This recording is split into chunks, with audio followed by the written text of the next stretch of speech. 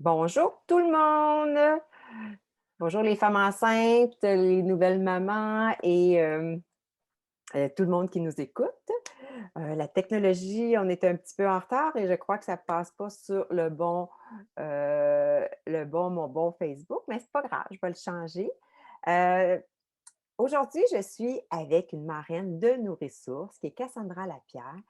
On va aborder ensemble, c'est quoi les sujets qui sont souvent posés pour les comment faire, comment savoir que. Donc, c'est les sujets qu'on va parler, qu'est-ce qu'on entend souvent, les mamans qui se posent des questions. C'est-à-dire que, allô Cassandra, Bonjour! ça va bien? Oui, vraiment. Et toi? Oui, super bien, même si on a eu des difficultés avec la technologie avant, c'est la vie, hein? C'est. J'y Ouais, c'est ça. Dire qu'il y a souvent la question: «Comment savoir si la prise est bonne?» Oui, Je vais te laisser pas mal parler. Tu sais, j'aimerais ça que ce soit toi qui jases, sur les sujets aujourd'hui. bonne affaire ça, c'est correct. Donc, on demande souvent si comment savoir comment la prise, de bébé est bonne. Donc, première chose à regarder, c'est si le corps de bébé est aligné oreilles, épaules, excusez-moi, et hanches. Donc, on vraiment, vraiment voir la ligne pour, le mettre au sein, puis qu'il soit dans la bonne position. On met le mamelon du bébé sur le bout du nez pour que le bébé ouvre la bouche pour aller prendre le mamelon. Donc, la bouche va être grande ouverte de cette façon-là. Et le menton va aller toucher le sein de la maman. Et on va vérifier que les lèvres sont retroussées vers l'extérieur, que la langue est sous le mamelon.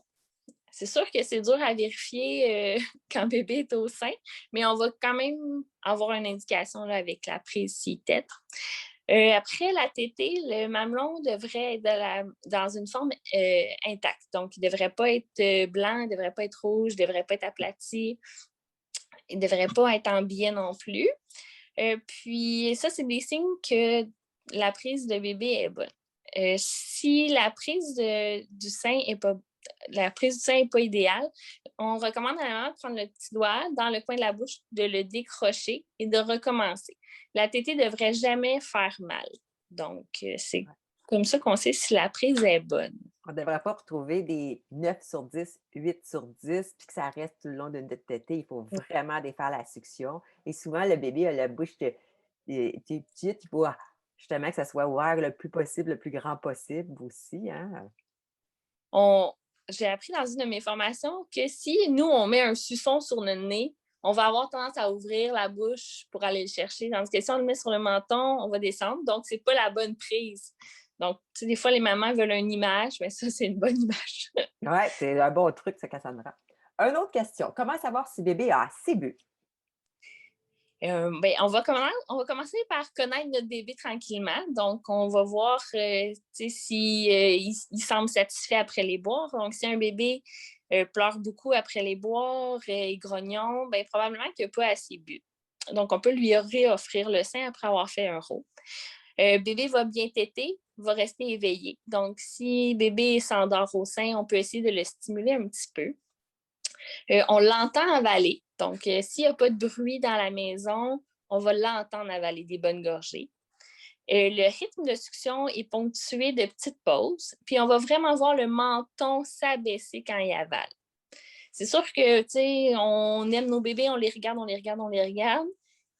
Plus ils vieillissent, souvent les mamans vont faire autre chose. Donc, c'est vraiment de se concentrer sur le bébé quand il boit pour savoir s'il a bien bu.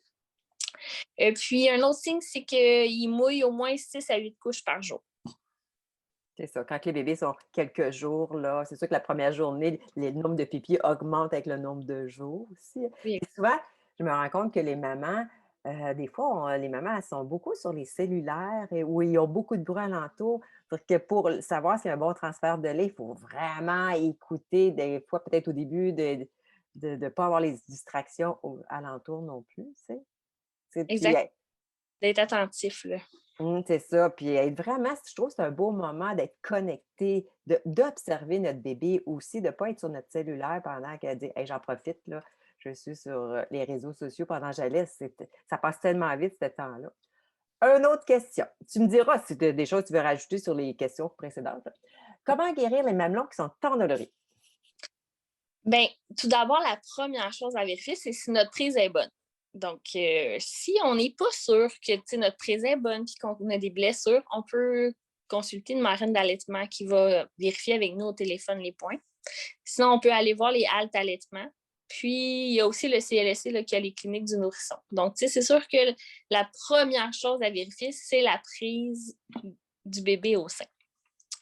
Après ça, dans le fond, on conseille aux mamans de mettre une goutte de lait sur le mamelon après chaque tétée, de laisser sécher la goutte avant de remettre un pad d'allaitement ou de mettre sa brossière. C'est sûr qu'il faut changer nos pads d'allaitement aussi quand ils sont humides. Ça se peut qu'on les change à toutes les boire, ça se peut qu'on les change plus souvent, ça se peut qu'on les change moins souvent, mais c'est vraiment important de ne pas garder d'humidité sur le mamelon pour éviter qu'il y ait des champignons qui puissent se faire. C'est sûr que ça, c'est une des choses aussi à vérifier. Puis quand il y a une blessure, on conseille aux mamans de varier leur position d'allaitement pour éviter que la friction soit toujours à la même place puis que ça continue à faire la blessure. Donc, c'est vraiment les petits trucs. Puis, on peut aussi mettre de la lanoline sur le mamelon après avoir mis la goutte de lait et que c'est sèche. Ça va aider. Puis ça, le bébé peut quand même téter quand on l'a sur le mamelon. Donc, ça va aller hydrater le sein. Puis, ça va aider à guérir les blessures. Puis souvent, on se rend compte que les mamans ont hâte que ça guérisse, puis ils se badigeonnent les mamelons, puis ils en mettent épais. Hein, c'est vraiment une couche mince, juste à l'endroit, pas obligé de tout badigeonner, parce que bébé, il revient juste sur le bout dans ce temps-là, puis il agrippe moins bien hein, le sein. Oui, parce que ça glisse. Ça a un effet de glissant. Puis, aussi important de ne pas en mettre quand on n'a pas de blessure de la lanoline. J'ai des mamans qui m'ont déjà dit « Ah, moi, j'en mets à toutes les boires, mais c'est pas bon. C'est comme si on se mettait du polysporin sur la peau quand on n'a pas de blessure. » Ça a bien de l'allure. Autre question, comment survivre aux tétés groupés ou les poussées de croissance? Ah, c'est tété groupé, c'est poussé de croissance. C'est sûr que, écoutez, l'idéal, c'est de se reposer en même temps que bébé. Yes, le ménage, il sera la semaine d'après. C'est pas grave, là. Notre balai, il peut attendre. On fait dodo, on se repose. On demande au conjoint ou à notre soutien, notre conjointe, de nous aider entre les boires. Donc, vraiment, de pouvoir faire boire bébé, le donner, aller se reposer. S'assurer que les tétés sont efficaces. Donc, si bébé s'endort au sein, c'est sûr qu'il va avoir faim 15-20 minutes plus tard. Donc, il va peut-être se créer des tétés groupés comme ça. Donc, on peut compresser le sein pendant le boire pour envoyer le plus de lait possible au bébé, le stimuler. On offre le sein à la demande. Donc, quand le bébé a encore soif, on y offre le deuxième sein. On peut réoffrir le premier sein si on voit que, après le deuxième, il a l'air d'avoir encore soif. On offre le premier, puis il n'y a pas de problème. Puis, il faut se rappeler que c'est temporaire, une tétée groupée, une poussée de croissance, ça va passer. Donc, ça ne sera pas représentatif de tout votre allaitement. C'est vraiment des périodes plus difficiles, mais qui vont finir par passer. Nourrissource est vraiment, je trouve, pour ces moments-là qui peuvent être difficiles, des poussées de croissance, une aide terrible, formidable, parce que justement, les mamans se parlent, disent « Ah, je ne suis pas toute seule à vivre ça, cette poussée de croissance-là, elle aussi est là-dedans. » Donc, c'est sur ça que je trouve votre regroupement c'est très, très bon pour le moral des mamans quand ils sont dans cette période-là de tétés groupées. Comment Mais, faire pour... Oui, excuse. je m'en allais dire oui. Puis, des fois, juste d'appeler ta marraine, écoute, désespérée, ça fait 3 heures qu'il est sur le sein, qu'est-ce que je fais? Mais c'est juste de parler, de le libérer. Des fois, ça fait juste du bien. Ça enlève la pression dans le presto. Puis ça... Comment faire pour augmenter ma production? Souvent, on va se faire poser cette question-là quand bébé est un petit peu plus vieux puis que les mamans ont l'impression que leurs seins sont plus vides.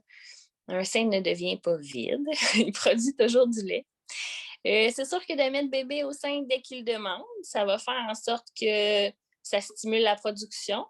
Faire des compressions quand on fait boire, donc ça va aider à drainer toutes les petites glandes qui produisent le lait. Donc, ça va aller stimuler la production, dire, bon, OK, je peux en produire encore, il y en a encore besoin. La maman peut tirer son lait après les boire et idéalement après que la montée laiteuse soit terminée, là, donc après 2-3 semaines après la naissance du bébé. C'est sûr que on attend que le bébé ait vraiment bien bu avant de tirer son lait pour pas le priver, mais pour être sûr qu'il a bien bu. Notre production est plus importante le matin puis le soir. Donc, une maman qui veut tirer son lait le matin va avoir une production meilleure parce que les hormones sont faites comme ça. Il y a aussi la nuit, hein? Des fois, les mamans sont découragées quand les bébés boivent beaucoup dans la nuit, mais c'est un bon moment aussi pour notre production la nuit, c'est ça qui est Oui, oui, c'est ça. C'est les hormones qui sont à leur maximum la nuit. ouais, c'est ça. Notre corps est fait comme ça. Ben, moi, au moins, quand on le sait, tu dis: «Ah, ben, c'est au moins, je stimule encore peut-être encore plus, d'une façon intéressante la nuit, même si mon bébé boit beaucoup la nuit». Oui. Puis, c'est important de bien choisir son tire-lait si on veut justement augmenter notre production. Ça va être vraiment d'aller choisir un tire-lait probablement plus électrique, mais ça va être vraiment d'en parler avec une marraine d'allaitement qui va pouvoir vous conseiller dans le choix là, Puis, pour à un faire. moment donné, vous aviez des locations, parce que ça dépend peut-être aussi des régions, là. Comme ici, dans notre région, dans la région de Granby, je crois que ça se peut-tu, c'est rendu à la maison des familles ou je me trompe? Ça s'en vient. C'est Ça pas s'en commencé. vient? Ah, ça s'en vient. Ça va être à la maison des familles. Mais il y a des conditions à remplir là. Ça va être vraiment de communiquer avec une marraine. Sinon, je sais qu'il y a 3 pharmacies à Granby qui ont de la location de tire-lait. Puis d'une région à l'autre, c'est vraiment de parler avec une marraine, puis selon chaque région, selon qu'est-ce que les gens dans leur territoire, ils vont vous guider comme il faut, là. Oui, Heu, exactement. comment faire participer l'autre parent? Ben, c'est sûr que, tu sais, on peut faire participer nos parents dans plein de choses. Oui, il peut pas donner le sein, mais il peut faire le rôle du bébé entre les 2 seins ou après le boire. Il peut apporter de l'eau ou une collation à maman qui allaite. Quand on allaite, on a toujours soif. C'est immanquable, toujours soif. Il peut s'impliquer dans les autres soins du bébé aussi, le changement de couche, le bain, le promener, l'endormir, jouer, le stimuler, laisser du temps à maman pour qu'elle se repose, comme on disait tantôt. C'est super important pour que la maman produise du lait, il faut qu'elle soit reposée. Si on est fatigué, notre corps va mettre l'énergie ailleurs. Mmh. Il peut faire du pot à pot avec le bébé. Les papas, des fois, ils n'osent pas, mais les bébés sont aussi bien collés pot à pot avec papa qu'avec maman. Donc, il y a plein de choses que le papa peut faire ou l'autre conjoint. Des fois, c'est une conjointe aussi. Là. Donc, c'est vraiment de l'amener à participer. Puis, tu sais, plus tard, là, il va pouvoir donner à manger, il va pouvoir, tu sais, c'est ça. Puis ça l'aide en s'introduisant rapidement comme ça dans les soins du bébé parce que le lien d'attachement papa, il se fait là, tu sais, c'est pas parce que les mamans allaitent que c'est la maman qui doit tout faire les autres choses. C'est le contraire, profitez-en les papas, à dire: «Je vais faire qu'est-ce que je vu que je peux pas allaiter, ben je peux aller dans les autres soins là, de base pour mon bébé là». Que faire quand mes seins sont engorgés? Bien, premièrement, on suggère de mettre bébé au sein plus souvent. Donc, c'est vraiment de lui offrir à la demande. Si on a besoin de vider un petit peu, on peut le faire manuellement avant de faire boire le bébé. Souvent, tu sais, quand, mettons, on est en engorgement, le mamelon va être très, très dur. Donc, ça va être d'aller assouplir le mamelon en tirant un petit peu de lait pour que bébé puisse ouvrir grand la bouche pour prendre le mamelon. Engorgé, on va surtout voir ça en montée laiteuse. Là. Donc, les mamans sont un petit peu stressées, ne savent pas quoi faire. C'est vraiment d'aller chercher du soutien, de poser des questions, mais vraiment d'aller essayer d'assouplir. Sinon, on peut faire un massage pendant la tétée, sous la douche, pour essayer de drainer, de mélanger un petit peu tout ça. Quand on exprime du lait manuellement, il faut faire attention pour ne pas vider le sein, parce qu'on peut empirer le problème. Parce que là, ton sein va dire, mais il faut que j'en produise encore, puis encore, puis encore. Fait que là, on ne va pas passer à travers notre engorgement. Pour réduire l'inflammation, on peut mettre de la glace entre les boires, 10 à 15 minutes.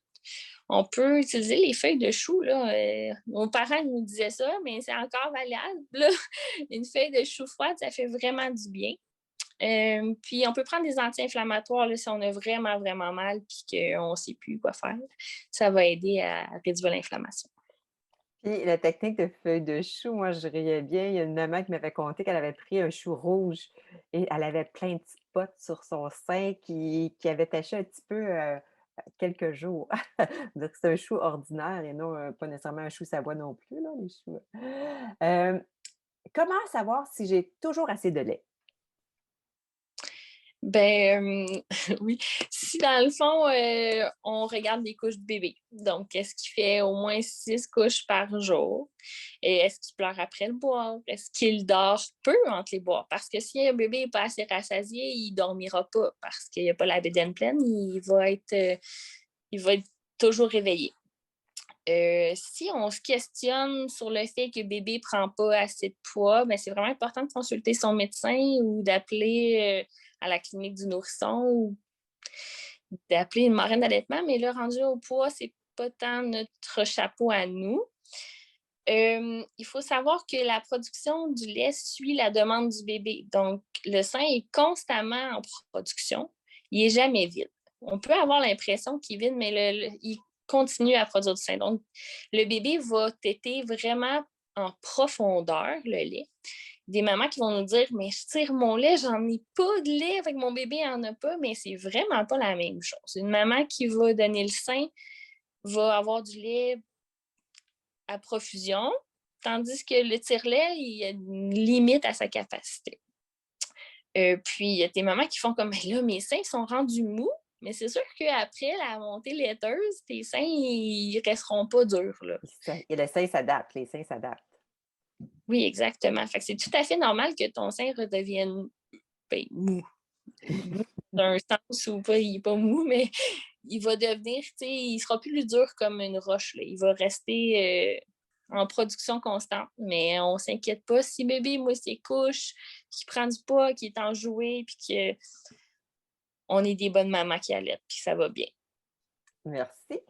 Est-ce que je devrais, attends un peu, est-ce que je devrais ou à quel âge introduire la suce et le biberon? Bien, il faut garder en tête qu'il peut y avoir une confusion sein-tétine, peu importe l'âge où la suce ou le biberon est introduit. Donc, quelques signes qu'on peut voir si après l'introduction, il y a une confusion, c'est que le bébé va causer des blessures au mamelon de maman. Il va lâcher le sein à répétition parce qu'il ne sait plus trop comment téter.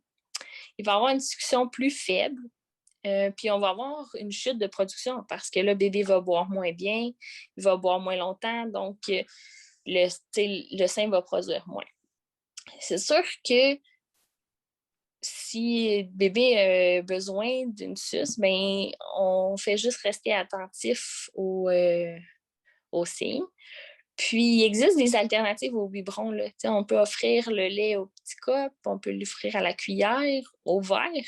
Il y en a qui font le verre, oui, mais le verre, un verre en silicone, mettons, qui va s'adapter à la bouche du bébé. Puis doucement, le bébé va aller laper le lait dans le verre. C'est vraiment impressionnant les premières fois qu'on essaie. Là. C'est vraiment intéressant. Et dernière petite question, comment faire un sevrage en douceur? C'est la question que souvent les mamans se posent en fin d'allaitement. On est un peu stressé, on ne sait pas trop comment faire un sevrage en douceur. Puis, on ne veut pas non plus brusquer notre bébé dans ce processus-là. Donc, on conseille vraiment de sevrer lentement, progressivement. Donc, un boire à la fois. On va essayer de couper les moins importants, donc probablement ceux avant dîner, ceux après dîner. La nuit, on va essayer de garder le matin puis le soir, c'est comme les tétés réconfort, on essaie de les garder en dernier avant de les couper. On suggère d'attendre 3 à 7 jours entre chaque coupure de boire. Donc, pour que le bébé s'habitue puis que votre production s'habitue aussi, parce que si vous coupez ça drastiquement, vos seins ils vont être très, très pleins. Puis, on essaie d'exprimer juste juste pour être confortable si on décide de couper plus drastiquement pour pas qu'on continue justement à produire du lait. Puis, on demande conseil. On peut encore là, demander à sa marraine d'allaitement un plan ou juste, il y a des mamans qui n'auront pas pris de marraine d'allaitement dans leur allaitement parce que tout va bien. Puis là, ont besoin de conseils. Ben, ça va nous faire le plaisir de répondre puis d'accompagner la maman dans ce processus-là. Un gros merci. En terminant, auras-tu un petit mot à dire aux mamans qui écoutent cette vidéo-là? Ou même au papa?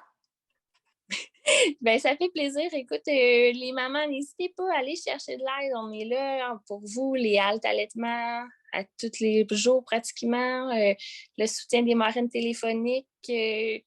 On est disponible pour vous. On a plein de bénévoles qui attendent juste d'avoir des mamans pour les conseiller, les soutenir dans leur allaitement. Puis jaser, juste jaser, ça fait du bien. Vous êtes des petits anges d'allaitement. Un gros merci, Cassandra. Vous aurez, je vais déposer les liens que vous allez pouvoir, là, communiquer avec ces belles marraines-là qui sont là, que moi, j'admire beaucoup, vu que c'est du bénévolat, c'est des femmes de cœur. Dire que partagez la vidéo si vous connaissez une future maman, une femme enceinte, une femme qui vient d'avoir un petit bébé, bien, partagez la vidéo, hein. On est là pour pouvoir aider le plus de personnes dans ce domaine-là. Avec amour, joie et gratitude. Bye tout le monde. Bye Cassandra. Bye, bonne journée! Bonne journée.